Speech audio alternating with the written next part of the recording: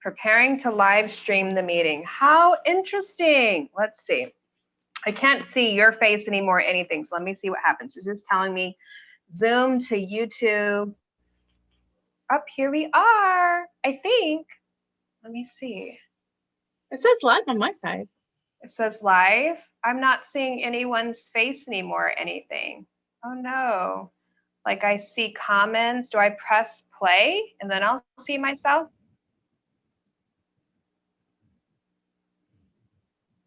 Oh no, I'm hearing myself. I don't like this. Stop. Okay. Oh no. I wonder if I go back to the Zoom, if we're actually. You are live. I am live, right? Okay. You are live. And right now it's a black screen with your name on it. So you just have to open your screen, I assume. Open my screen? How do I do that? Let me see. Let me go back to the YouTube thing. Oh no, I do not know how to do this. You did something and my face appeared. Oh, my face is there again. Your face is there. And now it's yours.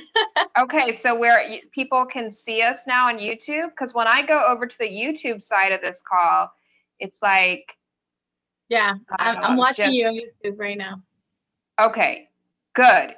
We'll just start. I'm not going to be able to see comments though. I should have brought my laptop up here, but my little one's using my laptop.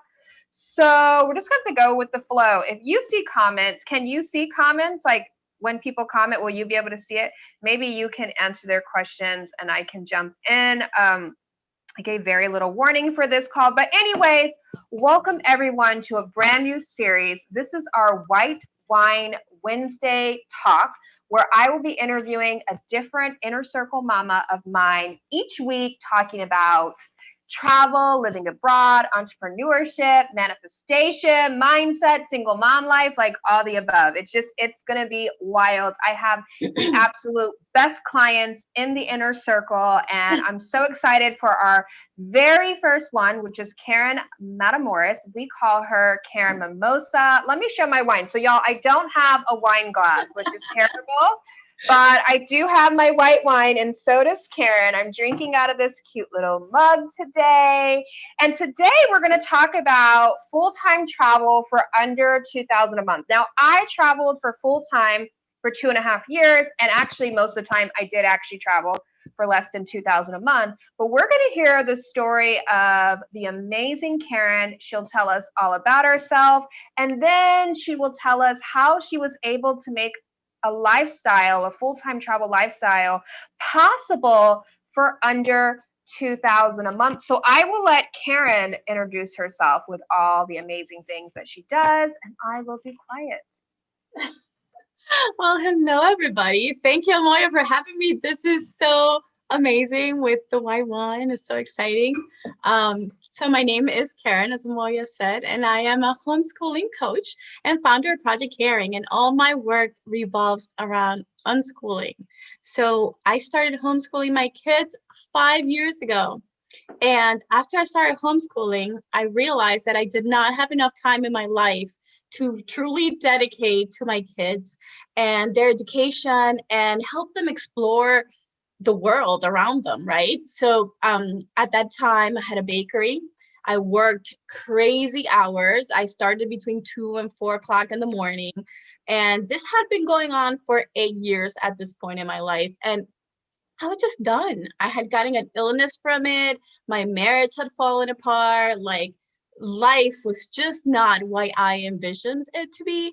I wanted to be able to create a world in which I was free to truly live a life. And in that kind of atmosphere, I felt tied down and I felt like I was in prison, to be honest. So I needed to break free. And what I came up with is like, you know what? We're going to start traveling. We're just going to live on the road and figure it out as we go. And I sold my business. And that's exactly what we did. We just, hopped in a plane. And the story of my first trip is kind of interesting because right before I sold my business, like a month before I sold my business, I was on a plane to New York City just for the weekend. And I met this gentleman who was super nice and started talking to me on the plane. And, he started telling me his life story. And by the end of the 2 hours, we were like best friends. So when we get off the plane, he's like, you know what? I have a house in New York City. I'm not going to be there for months because I'm going to Puerto Rico. So if you ever need it, let me know. At that point, I had no idea I was going to sell my business. So of course I did not say yes, but I did keep it in the back of my mind. And then, like a month after that, the sale went through. I got my check. I was able to let go. And the first thing I did was call him up. So that was our Wow. first trip. We ended up going to New York City to house sit for him. And that was the beginning of my house sitting as well. It had never occurred to me to use house sitting for travel at all. To me, the house sitting is just something that you did like once in a while for $5 a day kind of thing. It just never occurred to me that it was something that you could do, long term and all over the world. So he kind of opened that door for me, because once I did that, other people heard that I had house sat in New York City and started offering me sits all over the country. So that was like the very beginning of it all. That's amazing. Can you, for those in the audience who might not know exactly what house sitting is, I mean, I think the name definitely implies something, but can you explain what exactly house sitting is and how somebody would go about doing it, especially as a single mom? Like, I'm sure there's some fear around this idea, but what is house sitting? How would someone go about finding places to house sit for? What is involved with this thing? And the fear is real, man. Because right before, like after I said yes, I'm like, oh my God, what if we get there and he What murders did you us say and sticks us in the yes basement? Like the fear is real. Yes. And of course, the family, right? Everybody wants to protect you. So everybody has their 2 cents, and like they're trying to like make sure that you don't get murdered, right? to? But Absolutely. basically what house sitting is people go away and sometimes they have pets, and the pets could be elderly.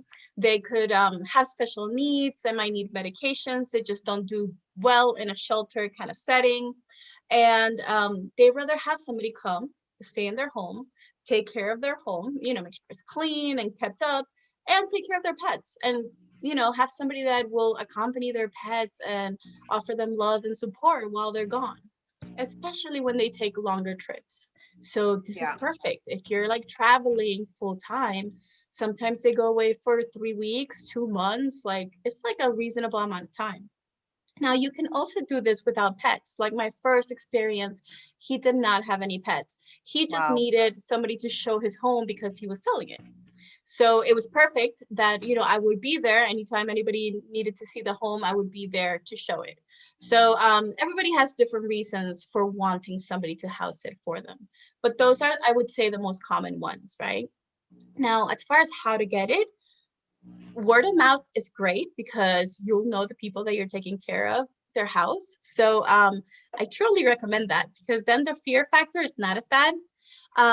But I also use trusted house sitters, and trusted house sitter is kind of like a swap deal, in which case you take care of their house, you take care of their pets, and then you have a place to stay. And aside from a place to stay, sometimes they'll offer you whatever food is in their fridge or pantry. I've been offered a car. Like one time we went to Ithaca, and it was really, really heavy snow season. So she's like, it's better if you use my car because I have the snow tires, et cetera, et cetera. So she asked me to take her to the airport so I can keep her car. So that worked out great. So a lot of times they'll offer you different things depending of where they are and what they have to offer. She also had a garden, so I was able to eat out of whatever they took out of the garden during the summer. They put it into a room, and I was able to help myself to anything in there. So I had fresh vegetables like for 3 weeks. It was pretty amazing. That sounds absolutely amazing. Wow. So, and we'll include a link when we do the description. I put all Karen's links, and I will put a link to Trusted House Sitter so you all can go check it out. I am so sorry, y'all. I'm on my phone, so I can't see if anyone's even watching, the comments, or anything like that. But, anyways, we will be including in the description all the links so you can find out more about Karen. You can find out more about house sitting. So, okay, you talked about you sold your business. What are some other ways that you have been able to make a location independent income? Because although you're house sitting and you're getting your accommodations covered pretty much, right? Which is huge because I tell my mamas all the time, two of your biggest expenses will be your flights if you're flying somewhere and your housing, right? And then comes food and all that other kind of stuff. So to get your housing covered is huge, especially if you're working with a smaller budget, which I was working with a smaller budget, and a lot of my Yeah. mamas starting out are working with a smaller budget because we are, trying something new, and often we're building a new business or whatever the case is. We're trying to build these revenue streams. So, what are some ways that you've been able to fund this lifestyle outside of getting the accommodations covered? But what are some ways you've made money online? Like how have you done this? How did you make this possible? Absolutely. And to me, this is the funnest part. When I started, it was just like you said, right? My funds were low and I was trying to build a business. So the most simplest thing that I did was just wherever I house sat, I asked them, what can I do? Do you have any work around the house? Do you need the lawn taken care of and things like that? And the little things that can like give you the extra income, Um, so you don't necessarily have to have a business to make money as you're traveling. You can just find this work as you go, right? So that is the basics. Now, I did start a business. I have actually a few revenue streams. My main one is I have a directory, Project Caring. And like I said, all my work is around unschooling or alternative education. So the directory is based on that, based on the need that I had when I first started homeschooling, that I had like a really hard time finding teachers that had like unique offerings, that it wasn't just like math and science and English. It was maybe like yoga or meditation or mindfulness or skateboarding, surfing, like all kinds of things like that, right? So that was a need I had. And out of my need, I created a business, which is this amazing directory. Another revenue stream that I have is classes. So I also teach, again, around this homeschooling, unschooling idea, which is part of my life. I'm really big on creating businesses that suit my lifestyle and suit my passions, right? An intentional kind of business. So I teach classes on entrepreneurship for kids of all ages, from like 5 years old to college students. And I do this remotely online. And the remotely thing kind of started recently with Corona, to be honest. But before that, what I did is I used to teach at co-ops. So obviously Corona came, we had to, make it work. And so now everything is remote. But so I teach classes in entrepreneurship, which is one of my passions, on mindfulness. And I also teach parents on mindfulness on homeschooling. So like how to be mindful while you're homeschooling, how to be able to give your kids a voice and how to be able to open the world to them, right? Instead of Yeah. making them follow the pattern that maybe you followed as a child or the society tells us we're supposed to be, more like an organic life for them so they can truly search for what makes them happy, right? So those are my two main. And of course, we have YouTube and we have all these extra little things that we all do on the side when we Yes. travel that we actually enjoy. That's great. So you mentioned unschooling, and I've talked about it a little bit on this channel, but I haven't really went in depth with it. But I would love for you to explain more about what unschooling is, what are the benefits of unschooling, because I get asked this question all the time, just about schooling in general for people that want to move abroad or people that want to travel, especially full-time travel. One of the main questions I get besides income and safety is, what about schooling? Like people can't comprehend anything other than traditional schooling. So can you tell us a little bit about what unschooling is and the benefits and all that good stuff around it? Absolutely. I mean, like I said, it's definitely my passion. And it's because I know as a child, I always wanted more than what I was given. I feel like education kind of pigeonholes children, right? Yeah. And when you travel, like that is the perfect scenario for unschooling. Why? Because you have the whole world at your fingertips. You're actually, immersed in this learning process. So unschooling is basically allowing your children to follow what their interests are, kind of like learn through just living, and kind of like every time that you have a new experience, let them, without any interruption and without your input, explore the experience that they're having and find their own way to learn through it, right? So that's basically what unschooling is. Now, a lot of people are afraid. I'm like, oh my God, if I don't give them homework, like, are they going to be stupid, right? That is the question I get, right?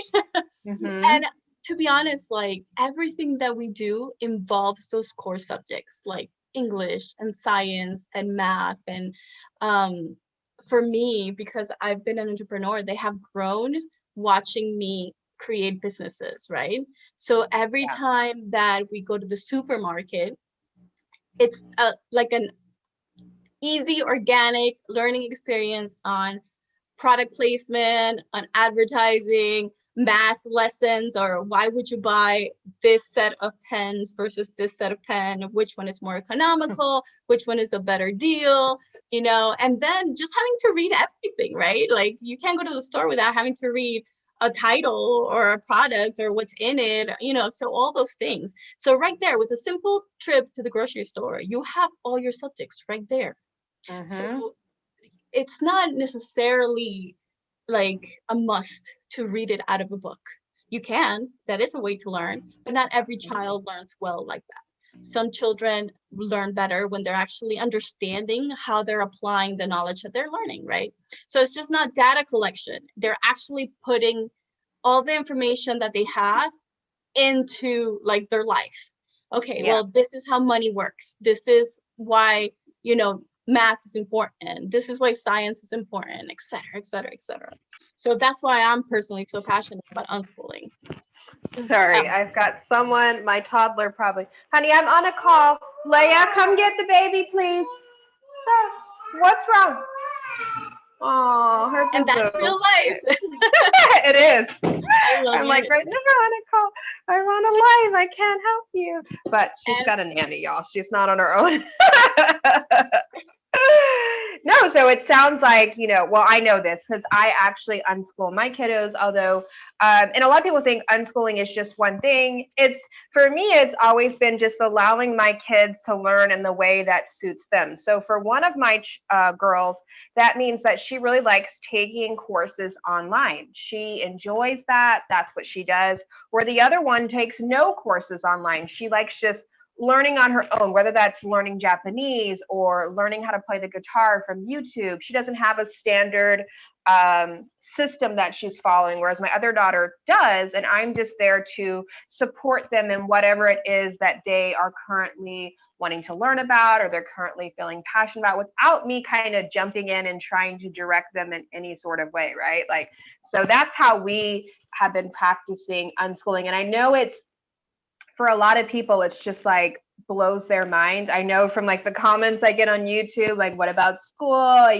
They're never going to be able to go to college or, so this brings me to the next question I have for you, which is, what about negativity, or did you experience any negativity from family, from friends, from strangers for choosing a full-time travel lifestyle where you unschooled your kids? oh, absolutely. I think from the point that I chose to homeschool, I started getting negativity just because Mainly, out of fear, right? yeah. like, like I said, family wants what's best for you, so they worry, right? And they worry Mhm. for you. And yeah, because homeschooling is still a little bit taboo. It's still something that is like a scary thing to Until a do. pandemic comes and then everyone's homeschooling and working online. There is that. There is that. Now, yeah. So now it's a little bit more understood, Hmm. but still, right? So yeah. So my family was really scared when I started homeschooling, and then when I started traveling, it was the fear that I was going to be alone on the road with my two daughters, right? So Yeah, three girls definitely. alone, and yeah. So that was a big fear for them. Um, as far as negativity, I I'm very good at like letting go, right? I hear it. I'll acknowledge it, but that's your opinion, right? It's not mine. And that's okay. You're allowed to have your opinion, and I'm allowed to live my life as well. So it's very important to be able to have, thick skin and not let it get to you, because everybody will have an opinion no matter what you do. Because even if my kids were going to Harvard, I'm sure somebody will have an opinion about Harvard. Right? Absolutely. Absolutely. That is the reality. And when I tell people all the time, and this is something I've had to deal with myself as far as negativity, whether that's from family or friends for choosing a certain lifestyle. There's also negativity from being on social media, whatever the case is. I think you're frozen, but can you still hear me, Karen? No, I think it froze. Uh-oh, let's see what happens. Maybe if I move my phone a little bit. Let me see if I can get you back. Let me see. If you can hear me, let me know. I don't know if it's on my end or what is going on. Let me see here. Oh, I think you're coming back in now. There we go. I think it kicked out for a second. Sorry, we have a bit of a storm, so I think the power went out for a second and I lost you guys. I apologize. That is totally okay. But what I was going to say was that what I tell people all the time is like, especially if you're getting negativity from strangers or maybe even from family about whatever you're choosing to do. This could be anything, right? Because people are going to have opinions of your life. But I'm like, if the people that are giving you the negativity, if you don't have a desire to live life like them, like if you're not looking for your life, they're not like your role model, then why in the world are you going to listen to them? It's like the people like, you're living in Mexico. Oh my gosh, someone's going to kidnap you. You're going to die. It's like these people, most of them have never even been to Mexico, and they've come to these conclusions. It's like, Yes. I am living life in the way that I want to live life, in the way that brings me joy, and I'm not going to let anybody else's opinions or whatever the case is affect me from living the life in the way that I want to live. Because regardless, you're going to be judged, right? So you might as well have a good time with your life and live it how you want, because either way, people are always going to have something to say. So I think it's really powerful that you're able to handle, the negativity in that way, and also humanize people and understand that oftentimes it's coming from somebody else's own fears, right? And their own perception, right? So we can't take to heart somebody's judgment of our lifestyle because it's coming from their perception, it's coming from their own fears, their own experiences. But I wanted to ask you another question I get often is how do you navigate, and you can skip this if you want, but how do you navigate, custody? How do you work out something where both parents are in agreement with this type of lifestyle? Because I know that can be super challenging for a lot of mamas of mine, a lot of people. Is like, what about the other parent in this situation? Like, are they okay with this? How did you present that? If you're comfortable even talking about that, I think you guys have a wonderful relationship. Yeah, no. Yeah, I'm pretty much an open book, so anything you want to ask is good. But yeah, no, it's a big subject for sure. And I feel like I got pretty lucky because even though I got separated, I want to say 2015 or maybe earlier, we didn't really get divorced right away. So I had already decided that I want to travel full time by the time we got divorced. So we made this part of our divorce agreement. So that worked out wonderfully for me. Same. Now our divorce agreement said that we could be gone for 3 weeks and back for 1, and that ended up changing because we agreed that it was okay, right? But we also took it little by little. So aside from including it in the divorce agreement, we took it little by little because my kids were 8 and 10 when we first started, right? So my 8-year-old was a little bit young and she did miss home. So we would take short little trips, and then we extended it a little bit. We extended it a little bit until we were able to be gone for longer periods. So we kind of, I'm very big on listening to the kids. And this is a big part of the reason that my ex-husband is okay with it, because we would all sit down and we would discuss it. And it was because the kids were okay with it and the kids were excited about doing it. He was okay with it. He felt proud that they got to live their dream. He felt proud that they were learning history in Texas and history in New York. Like, to him, that was exciting. So he became not part of the whole situation. So he felt like included, and he didn't feel left out. And then my kids, as we are on the road, we always sit together again and we discuss everything and make sure that they're okay, that what we're doing is working for them. So with my 8-year-old, this is something that we started when we first started because of her, right? Because she was too little to be okay with the travel. She was still nervous, and we had just gotten separated, and she still had a lot of emotions happening. So we started this routine because of her, to make sure she was okay. And like I said, the first time we left, we went for like 3 weeks, and Mm-hmm. she liked it. So the next time we went for a few more weeks, and then the next time we went for a little bit longer. And then it just became like a full-time thing. And then when she gets tired, we come back, and she's 11 now. But still, if she gets tired, we come back and we spend some time with her dad and my family, and she's okay with that. So that's kind of how we handle it. I don't know. How do you handle it? How do so I was in a similar situation where I was separated for almost a year prior to finalizing my divorce. And luckily, during that separation, I as well knew I wanted to travel. I'd already stumbled across Lainey Liberty and her talk about unschooling, and I started homeschooling. And then, when we were homeschooling, or maybe even started before that, we took like this mini trip over to the coast of Texas. It was like a road trip, 4 hours. And we had such a beautiful time. And I had a really difficult marriage, and I had a really difficult separation and divorce. And I remember going away to that trip and just feeling so joyful for the first time, because I was in the darkest depression of my life. I was struggling to get out of bed. I was struggling to care for myself, for my kids. I mean, I was struggling to live at that point. And I just remember telling my girls one day, it was like the middle of the week, they were in school. We had just switched to a new school district, new home, moved out of my marital home.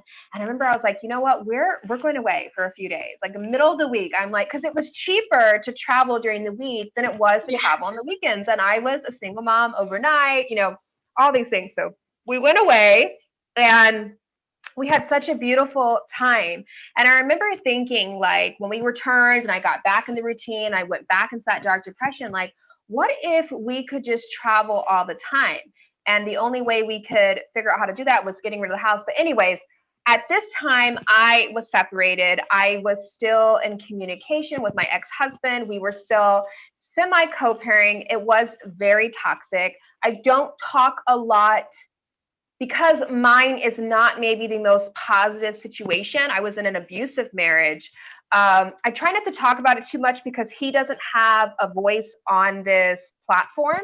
So, but we still were able to come to an agreement, and sort of like he basically signed the divorce papers that allowed me to move abroad, to travel, and to have full custody and all this kind of stuff. And I always try and catch mamas before they're going through any type of like divorce or custody decree, so we can look at, one of the things in the academy, the course I added, is like going over your papers to ensure that you're even able to do that. And I never advise like taking a child away from the other parent, right? Like, I believe in there being two healthy parents and really a whole village there to care for children. But of course, like myself, not everyone's coming from a very safe or positive environment. So there's some shifts there. But the first thing is starting with the other parent and really having a conversation with them and really taking their feelings in account. And then what you said, which was so powerful, listening to your children, right? And giving them a voice, because their voices, in my opinion, kids' voices matter. In our family households, my kids' voices, their opinions weigh heavily on every decision I make. And it's been like this for the last 4 years. It probably wasn't prior. I was in a more traditional way of thinking with school, with everything. But this lifestyle opened me up to really listening to my girls and their feelings. So I was lucky in the sense that I was separated for a year prior to my divorce, and I knew exactly what I needed to have in my court papers to allow me to live a lifestyle of travel, living abroad. I didn't know I was going to live abroad one day, but I knew I wanted to travel. And in order to travel, you need more than a passport for your kids. Often, if you're going to be traveling internationally, you need, a letter of consent, or you need papers that say you can. A lot of people think, oh, I have a passport. My kid has a passport. That means I can travel with them. And it's like, no, like there are a lot of things involved with this. So I was just super freaking lucky and glad that I knew exactly what I wanted prior to finalizing my divorce. So that's how it worked out for me. But I do always recommend that this isn't a strategy to still, my toddler is back on the stairs. So like take, kidnap the kid or like, take off without involving the other parent and stuff like Right, that. First right. of all, that's not going to be good for the child. That's not something we promote in the inner circle, right? We're not, a lot of people are like, is this like a man hating, cult that y'all are in? It's like, no, first of all, I think we love men. We have our own like single moms do find love group. Like we Yeah. are not we're empowered. Yes, we are empowered women. That is a definite. But that doesn't mean we're like looking at men like you're less than, you're this. Like it's not a man bashing thing. We love, like we give love in general to people. And we talk about this. We talk about navigating custody, navigating the relationship with the other parent, and ensuring that we're doing what's best for everyone involved, right? Because that's important. It's super important. And I believe travel is important. I I believe agree. living abroad is important, right? But I also believe having a great relationship or even a manageable relationship with the other parent is also super important for the child, for yourself, for them. And the world would just be a better place if we could all just like be open to listening to each other, be more understanding, be more loving. So yeah, we talk about this a lot because people are like, what about this? Or they just want to like take off with the kid. And I get it. If it's a toxic, like really bad situation, I understand. Or the other parent just doesn't want to be involved. That is definitely the case for a lot of us out there too. But there's a lot of cases where the other parent does want to be involved, and that should be looked at as a good thing. Like having both parents, and then both parents listening to the kids. Like, what do the kids want? Yeah. Giving voices to our children. It's so different than probably how we grew up, where we didn't have much of a voice. I know at least I didn't, right? So it's kind of Nope. like No, not at all. exactly. So it's kind of foreign to think of Yeah. like our kids having these voices, but we definitely like in the inner circle, we just kind of first of all, we talk about everything. We've got like multiple groups within our membership site to talk about business, to talk about dating, to talk about parenting, Yes. all these things, right? So it's just, I don't know, it's powerful, super, super powerful. I'm trying to think of like what Yes. else. What else I want to like dive deep with you. I Oh, feel so bad that I can't really see anything that's happening on the other end. Next time I'll definitely here, have my let's see. computer in. But this video will keep playing anyways. So, but are there any comments or none at all? I think you froze. Uh-oh. I think your connection's a little off. I hear House you. I can hear you. sitting. Oh, house sitting to show the house. I think that was a rhetorical question. Awesome. I begged my mom to let me go travel abroad. And so she let me go. Hey, how's it going? Hi, hello, hi, Amoya. Cheers from the UK. Yay, Thank you for cheers. this video. Oh, so there Thank you for are this video. I've been comments. debating a full-time travel. Oh, So I'm let's glad see there's what else. comments. I'm so sorry that I can't see them, y'all. But you can ask any questions in the comment. Karen can read them. I'm probably going to bug her for a little bit longer, I will then go let back her and check. go. But Yes, I'm I'll go so back in there and respond to anything. definitely, There's and I quite will a few, too. so I will too. So don't worry. yeah. And so okay. So we've been talking about full-time travel. Like I said, a lot of people think you need a ton of money. I always I explained that I did not. I did have a location independent income in the sense that I was medically retired from the military when I was super young, like 22 years old. And it didn't matter because that was like 10 years ago, right? Or more than 10 years ago now. And I didn't recognize that as like a location independent income, but it was. So I already had a location independent income. It wasn't much, but when I eliminated the high cost of living in Austin, like the mortgage that I had that was $2,000 a month alone, I was like, well, I could apply what I was paying for my mortgage to accommodations like all around the world, right? And often so much cheaper. So for me, the smartest move, like at first I road tripped across the US for 2 months.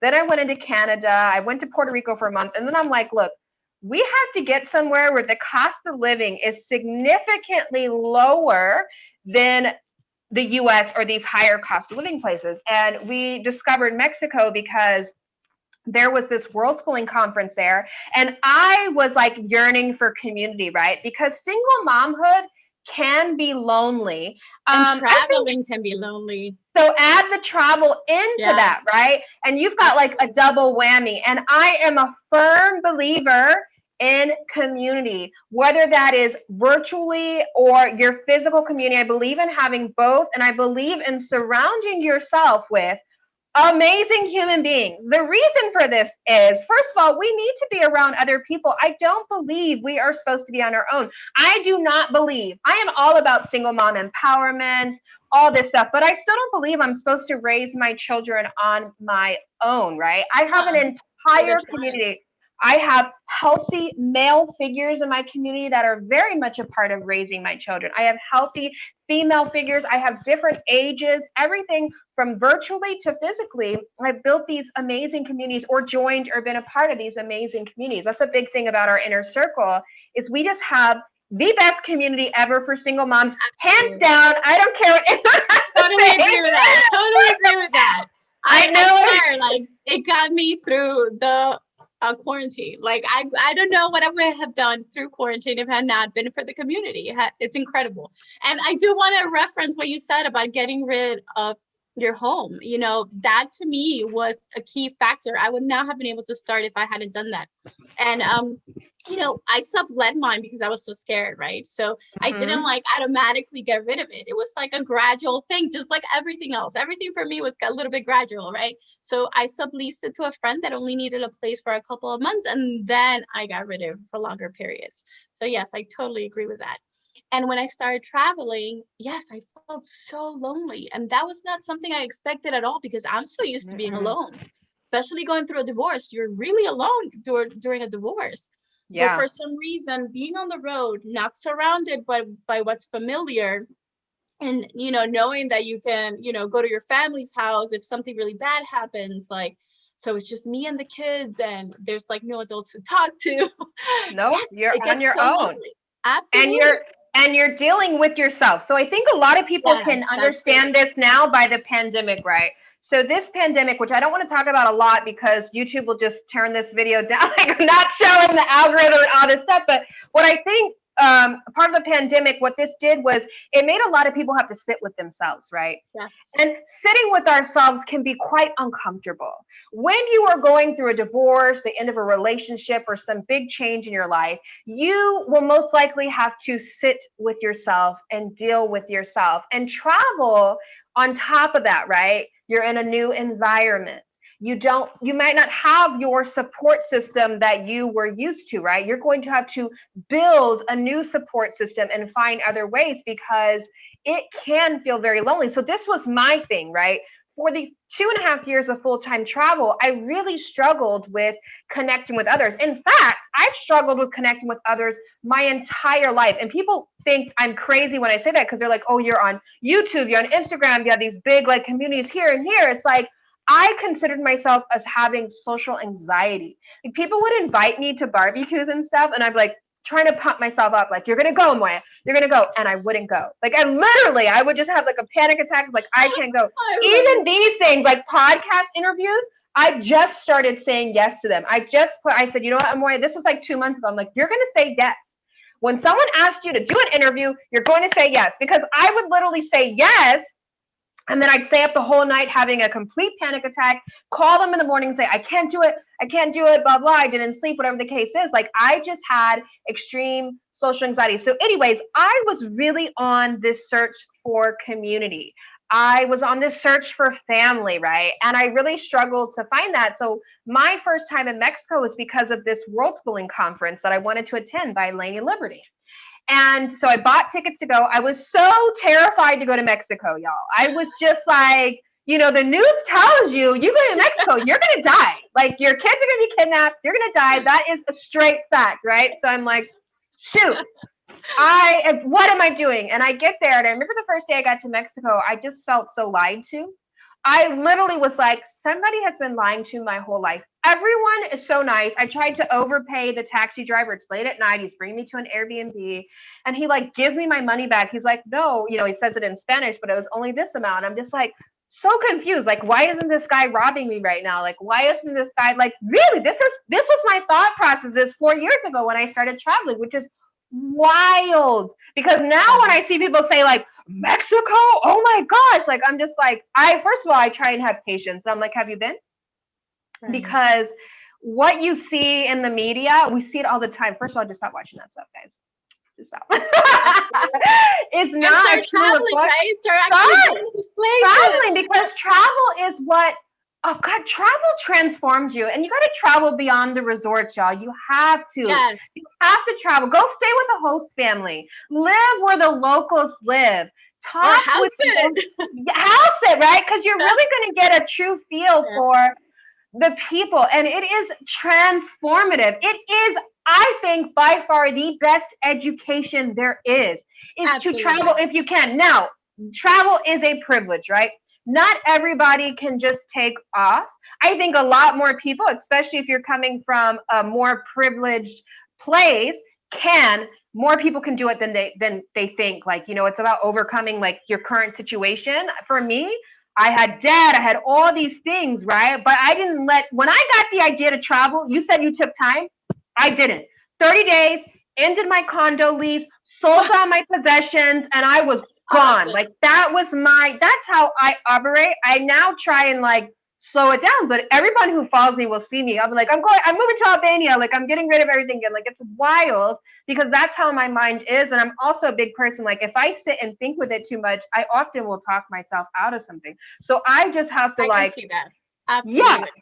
Yeah. When I get that inspired action, like that feeling, like gut level, like you've got to do this, I've got to do it. And something like getting rid of all your possessions and entering in this, you're getting rid of your home, like your home base, right? But there was no other way I saw me affording to travel without getting rid of my condo in Austin. I couldn't figure out how to afford it. It's true. Like, this is the first time where in Mexico, where I actually have an actual base, a home, and I can still travel, right? My budget is a lot higher now. I'm not rich, but I live in Mexico, a lot higher now than it was when I first started out on this journey. But I believe in this thing of you don't need as much as you probably think you do.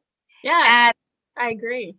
And that's how the reason I started traveling the way I did, because I had just started building my business. After I sold one, I had to build the other. So I'm like, I can either wait years until this is making as much money to like keep a home base and travel, or I can just do it now. And just like get rid of everything and just do it now, So I totally agree with what you're saying. And yeah, it took me a little bit longer because I couldn't just leave my business. And I had too many ties that came along with that business, right? Mm-hmm. But yeah, oh my God, if I hadn't had the business, I would have loved to do what you did. That is so freaking amazing. So proud of you. Crazy. And it works. And everyone has it. I have moms that plan for years. There's nothing wrong with that. The key is to keep taking steps forward, right? And to not I'm a firm believer in living your life because we don't know what tomorrow is going to bring. If anything, 2020's taught us that we have got to live, and we've got to live now, and we've got to stop delaying living our lives and living them fully out. And we've got to be able to get past the narrative that society is telling you your life is supposed to look like. It is okay to step outside that box. Like, I understand it's scary. I get judged on a daily basis, but guess what? If I wasn't doing this, I would still be judged. First of all, we're single mamas. We're like society-wise, at the bottom of the totem pole. And I remember when I it's serious, like, I was a single mom. I was a teen single mom, y'all. Then I got married later in life, and I was married for a while, and I waited 6 years before having my beautiful baby girl. And I bought a house. I finished my degree. Like, I did things all the right way, right?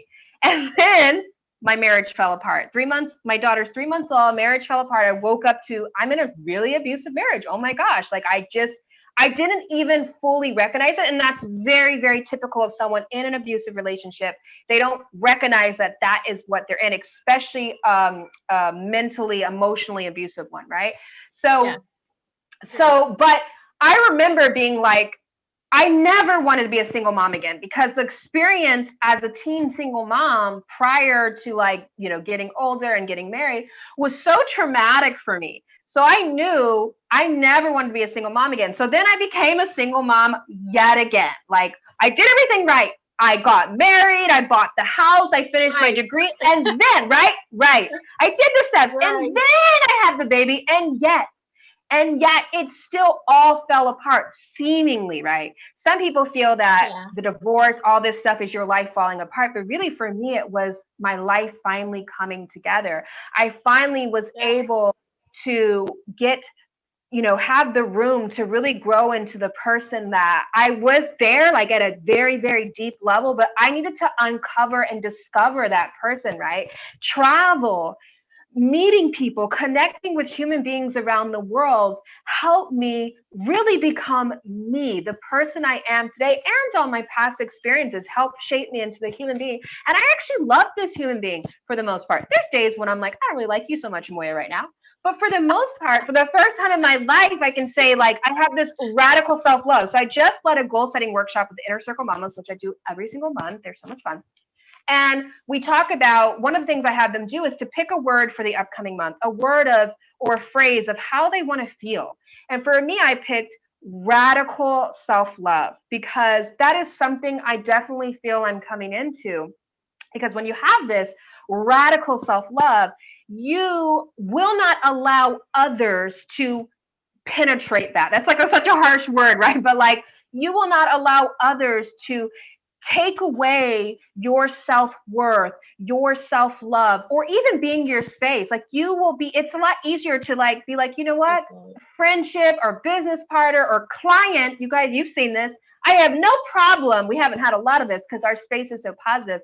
Letting somebody go who doesn't have good intentions or will not fit into our inner circle. And it's not like we're some elite place, right? But I will say this is that every 99.9% of the women that step into the inner circle are already empowered. Doesn't mean they don't have bad days. We all have bad days and bad times and bad weeks and bad months or whatever, right? But it means that they are open and they are ready to grow and come up with the vibe, right? They're not there like playing victim mentality or not playing, sitting in victim mentality and making excuses. Like they're taking ownership of their life and they're changing it regardless of the fact that they are single mamas and society saying, single mamas can't do this, right? Single mamas can't do that. We are at the literally like the bottom. That's not the case, right? The bottom. That's not the case. It's and, not. And I totally agree with what you said about divorce. Like for me, my divorce was a blessing and it opened the door for me to truly find out who I was, just like you're saying. And I've called my journey breaking out of the matrix because I had this life that was like the like standard societal construct, like what society told me I was supposed to be. And I thought were my dreams. Like I really truly believed they were my dreams. And as I lived them, I realized they were not. And they were like killing me slowly. I had an illness and I was depressed and I didn't realize it until I was out of it. So to me, my divorce was a blessing, like the breaking of that life and me having to start from scratch, right? Having a blank canvas to be like, okay, who is it that I am? Like, I have no idea. I have been living this life that I'm supposed to be living. And now I can really open up and figure that out. And I think that's why I have given my children a voice, because I feel that by having been told what I was supposed to be, I didn't know how to search for myself what I was supposed to be. I couldn't look within to see what made me happy. So it was so important for me to be like, you know what? You guys are going to have the voice. You're going to have the ability to search within yourselves. You're going to be able to figure out what makes you happy and live life based on that instead of like all these supposed to's, For us, it's Absolutely. getting married and having the white picket fence and all that good stuff, right? And for them, it's the school and college thing. So it's really all the same, right? So Mm-hmm. I am so happy. And the whole empowerment, right? Like learning to love yourself. As I found myself, I was able to do that, but I didn't even know who I was to be able to love, right? How can Exactly. I love something that I don't even know what it is, right? So No. yeah, so being able to getting the chance to do that. And like you said, as I started traveling, I had the chance to sit with myself. And that was the period of Oof. time that I actually learned about me. And going hiking for the first time in, Utah was a time that I'm like, oh Oh my wow, I God, like this. Utah. I love Utah. Yeah. Just like Beautiful. if you've never done it, how do you know if you like it, right? So every Exactly. city, every state that we visited, it was like a complete new experience, a complete version of myself, a side of me that I didn't know existed. So it's like an exploration. And I It is. sometimes say, like, who's teaching who, right? Are my kids being unschooled or am I being unschooled? Because as we Mm-hmm. travel and we learn, like, I have learned so much about the world, about the country, about every subject that we study, and about myself, right? Because before that, I had no idea. I had no Right. idea. Yeah. So it's been freaking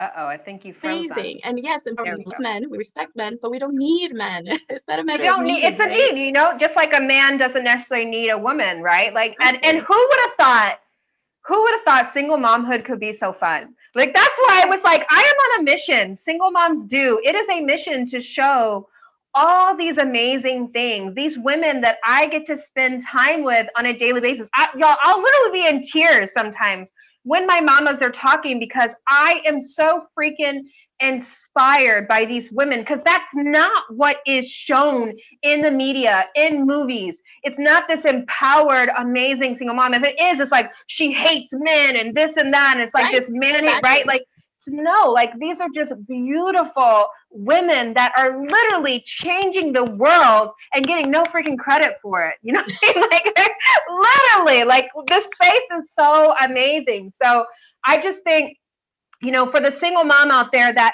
maybe is not having a great time as a single mom because there are unique challenges. And especially if, I was that mom that was struggling, that was depressed, that was, trying to figure out how am I going to pay for daycare? How am I going to even, how do you have time for yourself? How can you breathe or whatever? There is another way. There's multiple other ways. And just because Yep. your life and right now in this second looks like this doesn't mean it's going to stay like that. You can take small actions today, the smallest of actions, right?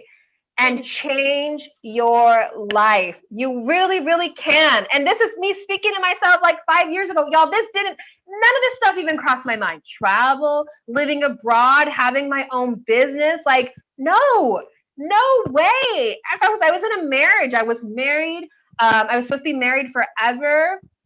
I had help, but like I don't know, like I couldn't even do anything without my husband. And in fact, he even ordered the food at the restaurant for me. Doctor's appointment, he would make my doctor's appointment. He would go with me. I couldn't go on my own. Like I was this like fragile human being that was not capable of doing anything on. Of course, I was capable, but I didn't know that. It took losing this person, right, in order to like push me into all the things that I could do and to see my own power, my own growth. But travel then led on this transformative experience that I can't put into words. I could just wake up every day, most days, not every day, and be like, whoa, y'all, like, whoa, even in the midst of a pandemic. So I started my membership site, right? I've done many different things. I have multiple income streams, thank goodness.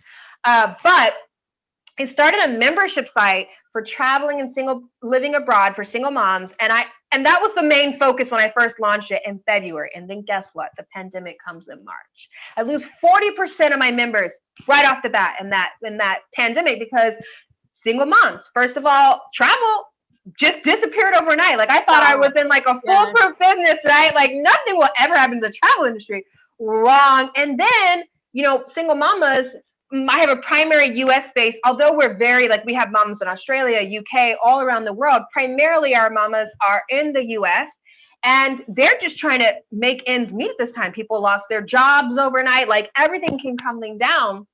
So I shifted the focus. Like, it was a moment. I will say this, like, I really thought, this is it. Like, my business, like, this is bankruptcy. This is over. I was going through my own emotions and like, oh, I'm gonna have to just pause it or something. Because at one point, my business output and my business input leveled out. Like, we're at zero, right? I'm not making any money now. Like, actually, my output was even more. Like, I'm paying a guest speaker, whatever, and I'm not bringing in any money, right?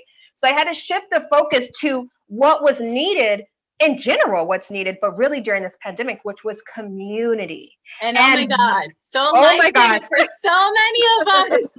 oh my Because God, like I talk to these women every day, like I really do. And like, still like I'm not able to travel. I tried traveling last month and it's just too rough right now for me. And so that is my point of contact. They are the ones that keep me. Like I get pictures from Alaska or New York or wherever they're traveling. We do this Marco Polo Ghana. videos. So that like, fills my soul, Yeah. being able to see all these places that I'm not able to go right now. So this Yeah. has been, I'm so glad that you did not stop it at that point because it was like life-saving, Everybody says that there's so many like mental illnesses during quarantine because they haven't been able to communicate with humans. And, through your forum, we were able to do that. And Yes. people that were in similar situations in some aspects or completely different ones in others. And it still is amazing. I wouldn't change it for the world. Seriously. Thank you. No, I agree. Like, I recognize that I needed this. It's like, I have a business that I need. Like, I can't see myself not having this a part of my life. Do you know what I mean? Like, people are like, how do you come? So that's a big thing is like, how do you come up with a business idea? Like, how do you find out what you're passionate about? Well, I didn't know I was passionate about building community until I just started doing stuff. Like, you know what I mean? Like, trying new things. And I tell moms all this time is like, if you want to discover what you like and what you're passionate about, well, you've got to try different things. Like, you're not going to discover it just by like sitting there. Like, you're going to have to get out of your comfort zone. Yes, So get uncomfortable. Yes, you have to seek discomfort. I know that's like, what did I say? I said I had severe social anxiety. I now run communities. I'm on YouTube, I'm on Instagram, all this stuff. I'm on a live on YouTube right now. And I'm saying that I was a person that had no friends, not one. I have so many friends now, virtually and in person, that I literally have to like say, no, I cannot hang out today. Like, between the different like events this year, like I cannot. It's like that. And it's just like, there's just such great people here, but that also comes from a lot of self-work, right? I'm a pretty cool person now, and I definitely wasn't a cool person 5 years ago, but now I'm more of myself. I love people, and I just genuinely love people. I love being around people. That's something that really feels my soul. I'm not a terrible human being, so people are okay with hanging out with me now, as opposed, I probably wasn't the best person 5 years ago. I just was like a shell of myself, right? It was like a robot in the Matrix, just going in the Matrix. Life. Yeah. In the Matrix. I never understood the Matrix until I started traveling, and then like when I did, I was like, oh, I've escaped the Matrix, and I can't explain it. Like, I'm trying to say, like, when you're in it, when you're living that life back in the US or whatever your home country is, it's really hard to see anything else. It is. Like, it was for me, it was like when I first went to Puerto Rico and I was just straight shock, like culture shock, like everything. It set me on this journey, and there was no going back. Y'all, I have not lived in the US in 4 years now. I've been back to visit, and every time I go back, I really struggle. It doesn't mean I hate the US. I love my home country, right? I love many things about the US, but travel has forever changed me. And travel doesn't necessarily mean international travel. What I tell people all the time is explore your own backyard. Leave the phone at home and go get lost. Like, go left down the road instead of right. Take the stairs instead of the elevator. You never know who you're going to meet, what you're going to experience. And there's so much to learn from your own area, but you're going to have to probably get a little bit uncomfortable, right? A little bit out Absolutely. of your comfort zone, because that is where the growth is. That is where the transformation is. That is where the learning is. Yeah. So Well, where's that Florida? And you'd be surprised how many people are here don't go to the beach. And they're like, they just don't have time, and it is like right there, 10 minutes away. And they have no time to go to the beach. And my kids, when we came back from the last trip that we took, so right before the quarantine, they're like, Mom, I don't like the beach. I'm never going back. And then recently I'm like, you know what? They finally opened everything up. We're going. I don't care if you don't like it. We're going. We're going to try it. You try it at least once because I want to try it. know. And we went. And then my daughter's like, you know what? I think I changed my mind. I think I do like it. Like, You just never know. You have to try things, right? to try it. You have And she to wasn't try it. comfortable.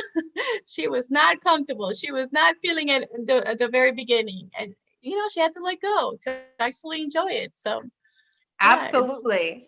We had a similar breaking that experience in barrier. yeah, and it's where all the magic happens. Like, we had a similar experience where the only thing I wanted to do when we went to Guatemala was hike an active volcano. I don't know what it was, but that was the idea. I didn't plan out anything else. And I really didn't even plan that. I said, before we leave Guatemala, we're going to have to hike an active volcano. And my kids were like, Mom, like, you're crazy. Like, hiking, like, I don't know what you're talking about. And we ended up hiking this volcano, and it was one of the most transformative experiences, spiritual experiences of my life. And my Wow. girls, my teens, oh my goodness, like, so we had my 3-year-old at the time, she's 4 now. We had to carry her on our back. This is hours of hiking up a volcano. And I knew 5 minutes in, I'm like, I am not going to make it. But at one point, one of my teens steps in and is like, I can carry her. One carries her. Then the next one steps in, an hour later into the hike, is like, I can carry her. And we took turns carrying this baby, this toddler, right, up Wow. over lava rocks at one point to get to the top of this volcano where I can't even explain it. It's in my top 3 experiences, but it was this deafening silence that you will never get to experience unless you're high enough up somewhere to experience it. And then the crackle of exploding lava nearby just to intercept that silence. And then to roast marshmallows on lava. Like, who gets to say? Now, in hindsight, thinking back on it, it's like, oh my God, you took your kids hiking on a freaking active volcano. The other one had exploded just a year prior, killing a ton of people in a village. But at the end of the day, I was at that volcano. I was like, if I'm going to go out right now, this would be the moment, because this is just like the most living. we are going out living all out with the baby and everything. And I remember one of my youngest daughter, my 4-year-old, a novella, one of her favorite things or games is the floor is lava. And I remember getting to the top and her first seeing the lava, and she just shouted, the floor is lava. Like, it brought this game that we play often Oh my to God. life. That's education. That's education right there. That is learning like no other. So for the people that criticize the way we choose to live, which I don't criticize people's way, like, do what brings you joy. Because if we had a lot more happy people in this world, the world would just be a better place. And just to add there, the happiest people I've ever met in my life have far less than I have. I've met them on my travels, so and they're the ones who really open my eyes to this idea of material. Yeah, you need to be able to eat, right? You need cover over your head. You need somewhere to sleep, right? But beyond that, you need human connection. You need love. You need joy. And these don't come from buying the latest vehicle. Temporarily, you're happy, and then you're like, oh, I need the next step up. I need the next phone. I need this, right? The happiest people I've met have had the most minimal material possessions, and they're just so freaking joyful. They know the secret, right? They know the secret that a lot of people are missing. Absolutely. I totally agree with that. And I think that's part of the magic of travel, right? So when you travel, you realize what makes other people happy. And you realize that that is not the same that your little bubble had, right? For me, like the culture that we have here in South Florida is very diverse, but very unique to the area. So until we started traveling, we didn't realize like how different it is for everybody else to achieve happiness or just to live a normal life or, to just enjoy what's around them. So I completely agree. Like it's truly Absolutely. magical. Yeah. Absolutely. Okay, Karen. So we've been doing this for an hour now. So I think I'm going to let you go. Y'all, this is the first time we've done anything like this. I plan on doing this every week with a different mama, although I'm sure we'll have And Karen back on. She's got it right. I'm like, okay, maybe I should lay off on ticket. I need to get a cute wine glass. I need like a single moms do wine glass. I was talking with her about this before we actually went live. Like, I need a really cute, we need our merchandise and everything for it anyways. The single moms do movement, which is all about just empowering voices around the world. We are currently writing a book. Karen is one of our contributors for our first ever book, Single Moms Do Travel, which is going to be a collaboration, a collection of travel stories from single mamas all around the world, y'all. We don't have a set date of when it's coming out, but we are actively writing and working on it as I am speaking. So yeah, anyways, there's going to be a ton of ways you can connect with Karen that I'm going to put in the description. She's just doing so many amazing things, and you're going to want to look at her YouTube channel. You're going to go to her website. I think you even have a blog. Like there, she has a book. She has a book that's the title of basically this YouTube video, which is Full-Time Travel for Less Than $2,000 a month, if I'm not mistaken. Simply extraordinary life for $2,000. Yes, absolutely. Go. And pretty much everything that we discussed, but in full detail, so you don't have to figure it out on your own. Because if you're scared, why not just have everything on a list very specifically? And we travel throughout the United States, so I even have like all the places that you can go for completely free. So it's pretty extraordinary. Absolutely. So you're going to want to get her book. You're going to want to just follow her around and learn everything you can. She is absolutely amazing. And thank you again, Karen, for joining us. Thank you all for coming on this live. I'm so sorry. Next time I'll have my computer up so I can see the comments and I can interact with you as we speak. But I'm going to end this call and I'm going to go in and I'm going to respond to every single comment because I like to do that. And put all the details so you guys can connect with Karen further. And stay tuned because next week, 3 p.m. Central Standard Time, I'll be going live with another mama here. So you definitely don't want to miss that. But thank you all for joining us. And until next time, bye, everyone.